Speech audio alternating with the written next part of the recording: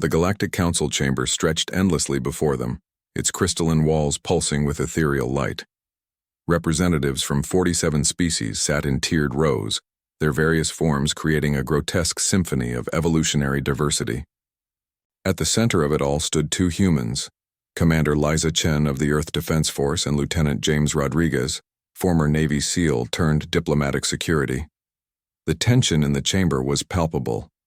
For 3 standard cycles, the Council had debated humanity's application to join the Galactic Federation.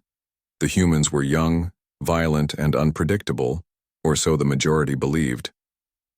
Their planet had only achieved faster-than-light travel 50 years ago, making them infants compared to civilizations that had ruled the stars for millennia. The species designation human represents an unacceptable risk to galactic stability, declared Vexitar, the towering Zephyrian representative. His forearms gestured dramatically, his scaled hide shimmering blue-black in the chamber's light. Their history is written in blood. Wars, genocide, destruction. These creatures know nothing but violence. Liza stepped forward, her uniform crisp despite the 3-day hearing. Honored council members, humanity has evolved beyond our primitive past. We seek only peaceful cooperation and mutual benefit through peaceful. Vextar's laugh was like grinding metal. Your species has been at war with itself for its entire recorded history. You expect us to believe leopards change their spots? The Altarian delegate, a being of pure energy contained within a shimmering field, spoke next. Perhaps a demonstration of human restraint would be appropriate. Test their famous aggression against superior beings. Murmurs rippled through the chamber. James felt his muscles tense, recognizing the setup. He'd seen it before in hostile territories, the deliberate provocation, the test of limits. His hand instinctively moved toward where his sidearm would normally rest, finding only empty air. All weapons had been surrendered before entering the sacred chamber. Very well. Vextar stood to his full 12-foot height, his forearms spreading wide. Human female, approach. Liza glanced at James, who gave an almost imperceptible shake of his head. But she had her orders. Humanity's future hung in the balance, and sometimes diplomacy required swallowing pride. She walked forward until she stood directly before the Zephyrian. Up close, his reptilian features were even more intimidating. Rows of razor teeth lined his maw, and his claws could easily shred steel. Your species claims evolution, yes? Claims to have moved beyond primitive responses? Vextar's voice dripped with condescension. Let us test this claim. The chamber fell silent. Even the ambient hum of the station's systems seemed to fade away. Vextar's massive hand swept through the air with lightning speed, connecting with Liza's cheek in a resounding crack that echoed through the chamber. The force of the blow sent her stumbling backward, a trickle of blue blood running from her split lip. There, Vextar sneered, turning back to the council. The human shows restraint when faced with superior. He never finished the sentence. James had moved. Years of SEAL training, countless operations in hostile territory, and an evolutionary heritage forged in Earth's most dangerous environments culminated in 2 seconds of pure, calculated violence. The first second, James closed the distance between himself and Vextar with a fluid sprint that caught every being in the chamber off guard. The Zephyrian, despite his size and 4 arms, was a creature of a peaceful world. His reflexes were adapted for political maneuvering, not combat.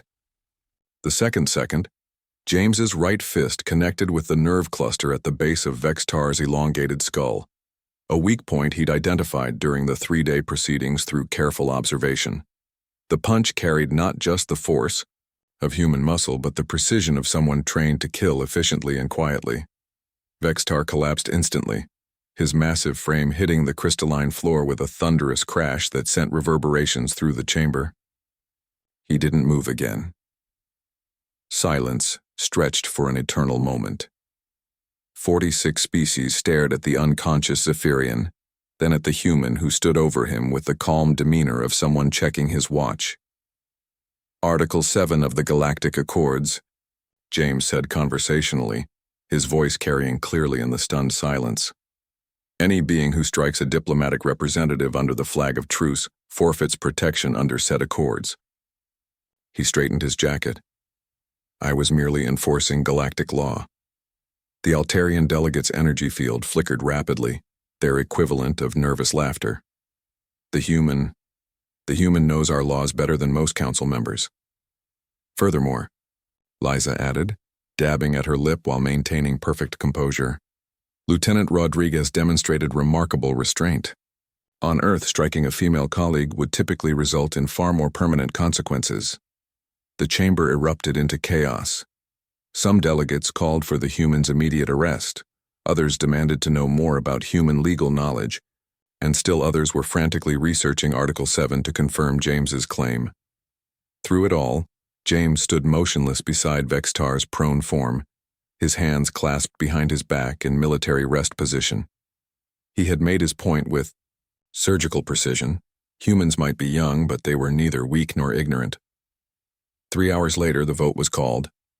Humanity's application to the Galactic Federation passed by a narrow margin, not because the Council trusted human peaceful intentions, but because they realized something far more valuable. Humans could be dangerous when necessary, but chose when to unleash that danger. As they walked from the chamber, Liza glanced at James. Think they got the message? James smiled grimly. Oh, they got it. We're not the primitive species they thought we were. We're something much more dangerous.